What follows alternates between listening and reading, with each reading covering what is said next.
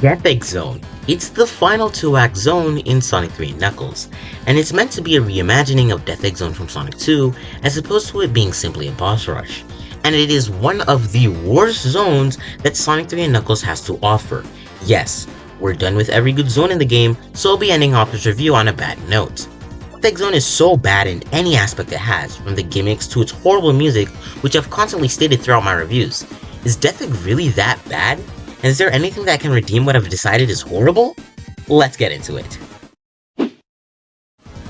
Well, unfortunately, Death Egg doesn't have a lot of redeeming quality to it, and that's why the only good thing I have to say about the zone is the visual aspect.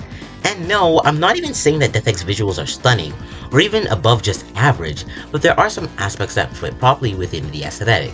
The background of Act 1 is really nice, showing how huge the Death Egg really is, and the Act 2 background is even better, showing the planet in the background, but really, I couldn't firmly say that it's better than the Sonic 2 background, and that's never a good thing.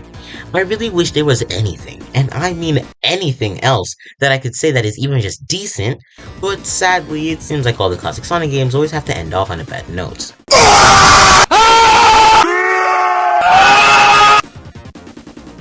Let's get into why Death Egg Zone from Sonic 3 and Knuckles is one of the worst endings to any classic Sonic game. Alright, let's see what aspect we should start off with the bad things in Death Egg Zone. Considering the fact that we always start with the boss fights in the zone, and this is the last Sonic 3 and Knuckles review video, I don't see why we won't do the same. And my goodness, this mini-boss is the worst one in the entire game, and that's not even an exaggeration. If you've watched any of my other videos throughout the Sonic 3 and Knuckles reviews I've done, then you'd know that I always love to rave on and on about how a Phase 2 would be beneficial to bosses, and finally, we get one. Red Eye is the one and only mini-boss in the game that has a second phase, and after playing it, I can confidently say that I'm glad there aren't any other mini-bosses other than this one. But while Phase 2 of the boss is my main source of me disliking the mini-boss, the Phase 1 isn't exactly scot-free. The boss is extremely annoying to fight, having rotating spike balls around it at all times, having them drop down on you and hurt you is guaranteed to happen, and after you hit him, spike cat are all around. What this does is essentially make the Act 1 boss impossible to defeat without getting hit, and that's not a good thing because of Phase 2. This phase takes what was once a very infuriating and annoying boss and cranks it up to 11. There's a laser beneath it, spinning platforms that have spikes underneath them too, and with the speeds the platform move at, it's a miracle that getting hits are possible in the first place, let alone hitting the boss without getting hit yourself. And like I said, considering the Phase 1 damages you to 2 or even a singular ring, Phase 2 literally just finishes you off. And the boss fights don't get any better. The first boss is unnecessarily long, having the whole goal being to have the mines hit the mech. Yes, in theory this sounds pretty cool, and bouncing off the mines isn't a bad thing per se, but having the mines explode that always land at the tube endings and how long the boss fight becomes due to it isn't cool. And the last boss is even more annoying in its Phase 2. Phase 1, no big deal, you're just destroying fingers, how hard could it be? But when Phase 2 starts, you'd better have some rings, because if not, you're basically just asking to die. And because this is a Labyrinth Zone Act 3 situation where once you die, you don't get rings again, it's very likely you'll end up facing the boss with no rings anyway. So for the last time, the bosses are horrible. Another really important part of Death Egg Zone that is absolutely abysmal is the music. Something I've continuously reinstated multiple times throughout my reviews, and it still stands. This zone has a very boring soundtrack, and it doesn't even have a lot of even simply decent points. The only part I can truly say that I think is mediocre is this part over here.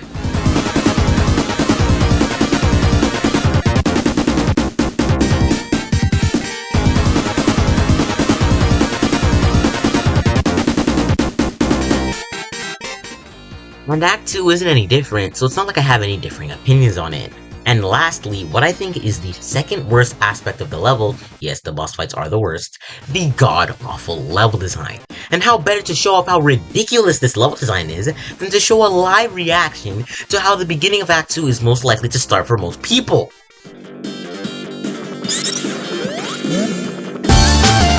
Literally everything about this level design is only what I can call horrible. The base level design is very bad with its unneeded long stretches of emptiness throughout both acts. I will admit Act 2's level design is slightly better, but slightly isn't cutting it. The gimmicks are straight up bad. The little dart of the floating platforms are a nuisance, the laser floors only exist to stall, and the machine that takes you around the place is, well, just look at it.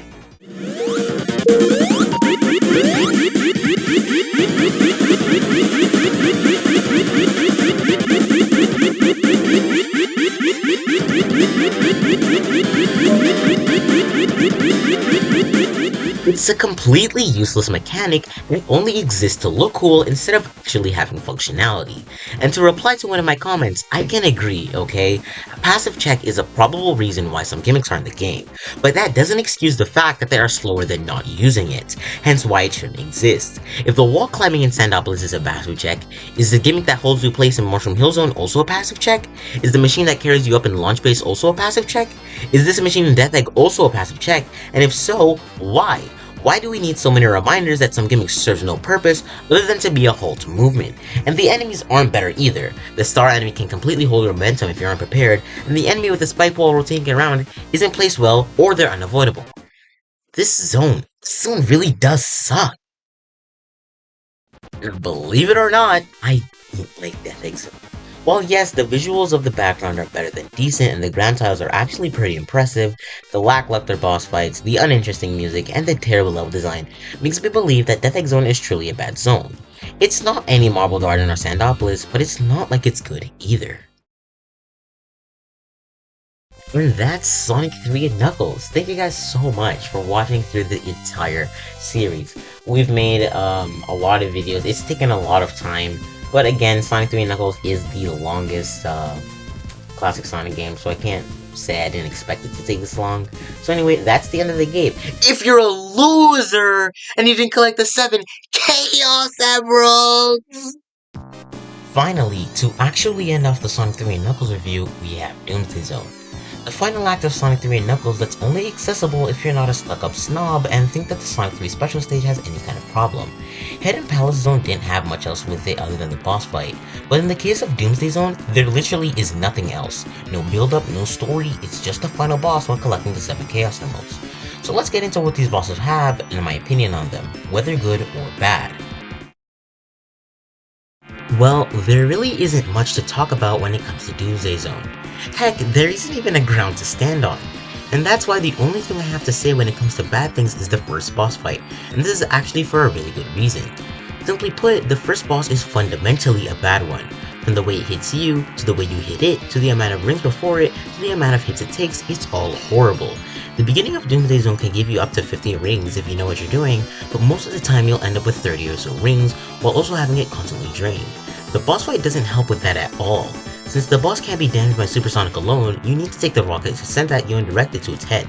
This on its own is extremely tedious, especially since the rockets send you hilariously far on impact, but to add on to this, the boss also shoots out these tiny little beams that comes in multiples. If a single one hits you, you get sent back the same way you do when a rocket hits you, but the thing is, you barely have any rings, you have no indication of when the boss is going to die, so you always need to be on alert, you're constantly getting bombarded with the little pellets and making you not able to home the rockets properly, and even if you do beat the boss, there's still a chance that the long cutscene that plays will just kill you anyway, since you still lose rings.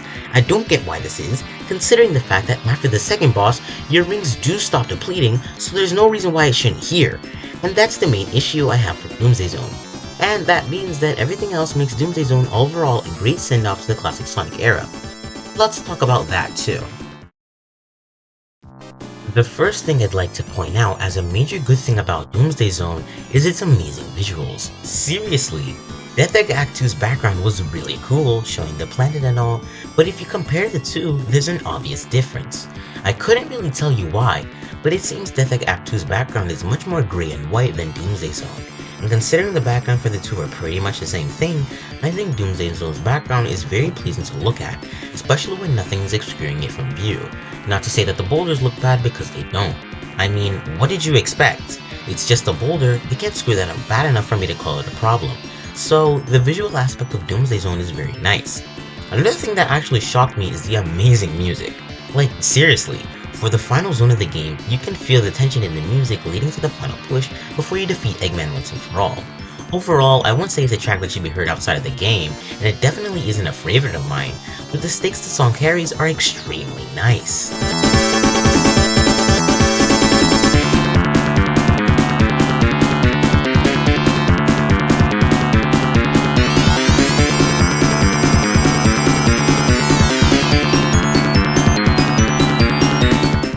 The last thing I'd want to put on this list is actually kind of a stretch, being the second boss fight. And from an outside view, it really doesn't seem all that good. By the time you reach the boss, you'd have about 20 rings, and you can just continuously boost through and beat the boss without going out of your way to collect some. Its attacks are very lackluster, at most they halt you for a second or two, and generally it doesn't seem very good. But that's the point. Eggman has carried the Master Emerald through the Death Egg into the Death Egg robot, then he carried it out to try and escape, then he holds it in the first boss, and this is his final escape. And the second boss is very good at running away and halting you.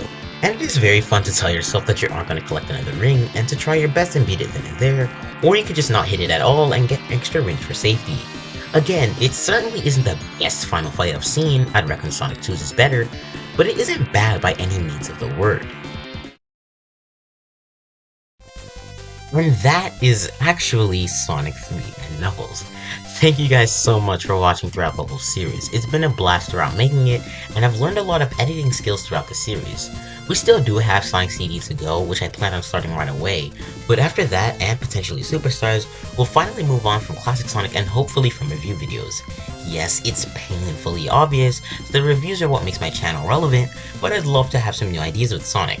Challenges that have always been at the back of my mind will be something I do, and finally get to talk about Sonic X Shadow Generations, because I actually have quite a bit to say about it. Either way, this is the end of the video and the end of the Sonic 3 and Knuckles review. If you're new and haven't seen the whole review yet, there's a link down below that should lead you to all the Sonic reviews I've made. If you're enjoying the content, make sure you leave a subscription. I'm trying to get to 300 subscribers before my birthday being November 1st, so if you're interested in helping me with that, you already know what to do. Anyway, thanks for watching, and good day or night wherever you are.